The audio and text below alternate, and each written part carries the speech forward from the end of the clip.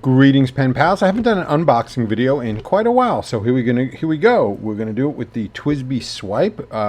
This is a brand new pen from TWSBI, still in the sealed package. I have not opened this at all or gazed my eyes upon it, but this is a new pen from TWSBI.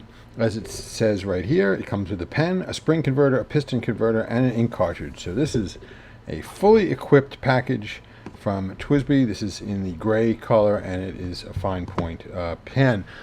So let's dig right into this. No time like the present. Let's see how this opens. I think, okay, so this is going to slide off. There we go. We have a nice plastic box with some tape seals on the ends, so we'll take care of those. And there we go, and open that up, and there we go. We got our TWSBI Swipe. So let's see, we have our pen all sealed up in the package. Take the plastic off. We have some instructions. It says optional use with cartridge, not needed during normal use. Spring adds extra security for maximum engagement with cartridge during extreme movements, e.g. dropping pen on floor. Okay, so you can, oh, I see what they're saying. Basically keep the cartridge from popping off the back of the pen. We can open up this little pouch to see all the accoutrement. So we do have the spring, we have the converter, and we have a cartridge, which it looks standard international-ish from the nozzle. And you have the spring, and you have the converter. So there we go. And then there is a spring inside the pen. So let's take a look at the pen for a minute. I will weigh this and put the weight up on the screen here, so you folks can see you know, approximately what this pen weighs. Size-wise, let's compare it. Here we are next to a Pilot Metropolitan and a Lamy Safari, and as you can see, they are pretty much the same size-wise. We can throw a TWSBI Go in the mix, and you can see it's just a tiny bit. The TWSBI Swipe is just a tiny bit shorter than the TWSBI Go. Big difference is the Swipe has a clip, and it appears to be a pretty nice one while we're looking at it. So let's see. This is pretty springy. This is thin metal, matte colored. I'm liking this clip though. This is design is it's a bit different, pretty unique. We have the TWSBI logo embossed in the red cap, and it says TWSBI here on the body of the pen. It's pulled to uncap. Appears to have a nicely made cap liner in there. It posts, which is nice. We've got our nice looking number 5 size TWSBI nib. We have a section which seems fairly comfortable. Let's see how this opens up. So you open this up, and then you have your piston pump filling mechanism, very much like you have on the TWSBI Go. So let's take the TWSBI Go out and take a look at that. So that's got a piston pump as well. That's sort of integrated into the pen. It's not something you can remove or replace with a cartridge converter. So it looks like to me what they're doing here is essentially a TWSBI Go with a cartridge converter option, which is interesting. So let's just see how this would work. So this converter is very similar to this. It's basically they're giving you two different types of converters effectively. They're giving you this spring-loaded converter, and they're giving you this fairly nicely made piston type converter. This seems a bit overkill to me, you know, just intuitively. Like, if you had this, what do you need this for, vice versa? Not really sure why you would need both of these. What's interesting about this one is this looks like the spring is going to be sitting inside the ink. Yeah. Now that's a weird one. That is a weird. That's a weird setup to me. But we'll have to see how that works. So yeah. So the spring is going to get all inked up. Interesting. So then you'd put this cartridge in, presumably, and then put the spring behind the cartridge to hold the cartridge in against the spring. I don't want to do it because I don't want to pierce the cartridge, but I guess that's the gist here, is that the spring would hold the cartridge in against the pen. That's not something you would do with this converter. So the spring would really just be, in the case of using a cartridge. I mean, converters popping off the back of a pen is not a problem that I've really encountered in decades of using fountain pens, but you know, I mean, I guess it could happen. Well, okay, maybe I think the problem is that the way that this pen is designed, if you were to put this converter in without this cartridge in without the spring, the way this pen is designed, there's like nothing holding, there's no support at all behind the cartridge. So maybe they're figuring other pens would have like little fins, or it would taper enough back here to really keep, in the case of like an aggressive drop on the floor or something like that, having the cartridge fall out. So they're giving you this spring to potentially mitigate that, I guess, which is just a sort of a kind of a curious little thing. I mean, just not something you typically see. Again, not clear to me why you would need both of these. These are like two options that are virtually identical. It's just like, which type of converter do you like? Do you want a piston, or do you want this?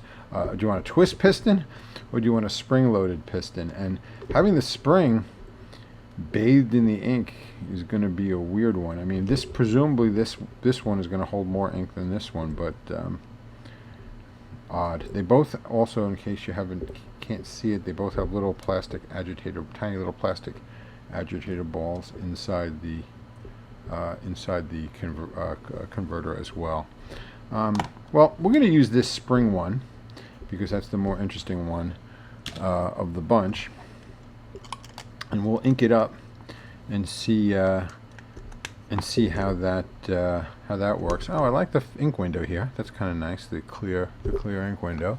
We're going to use TWSBI ink. I'm going to be using TWSBI Sky Blue. So let's just see how that's gonna work for us. When we do this, we're gonna open this up. Let's put our pen in, and we'll pump it. And that works really nice. One pump and it got mostly full, and two pumps and it's. Yeah, this actually works well. I will definitely give it that. Yeah, so that filled pretty nicely.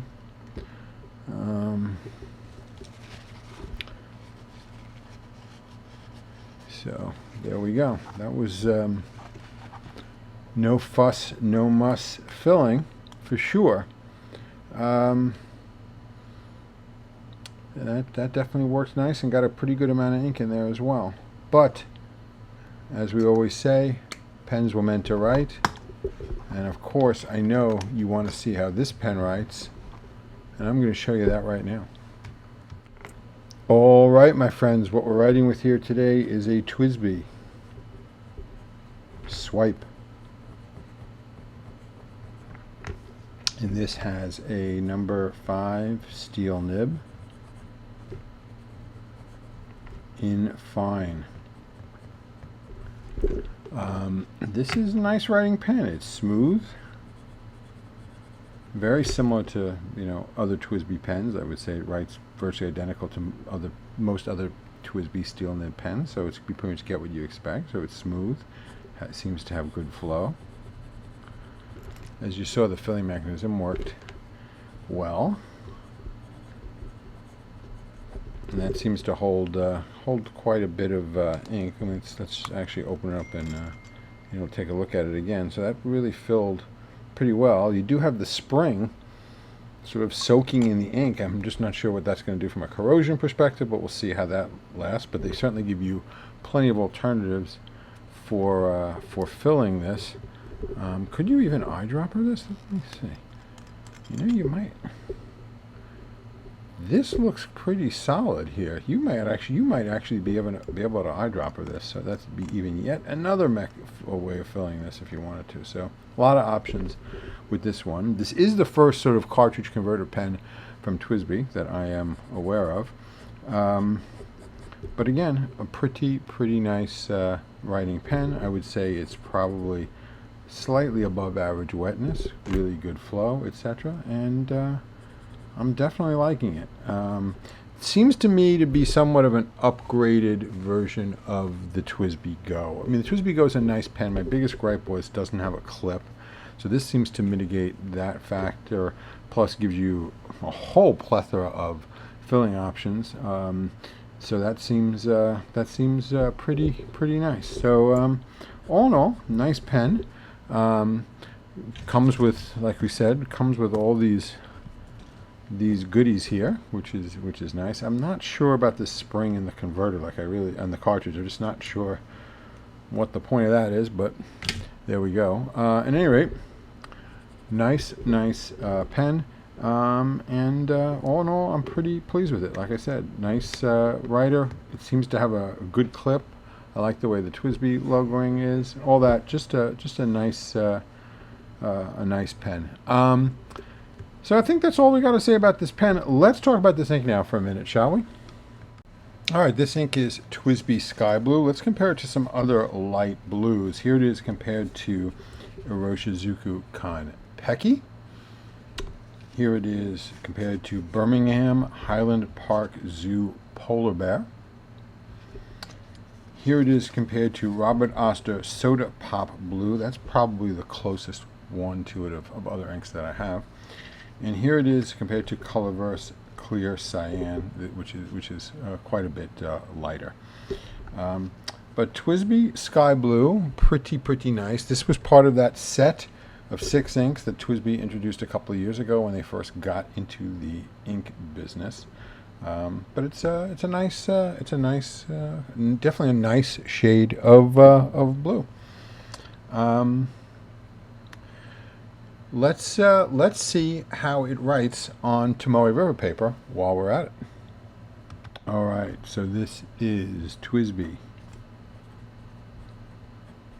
Sky Blue, and this is on Tomoe River paper.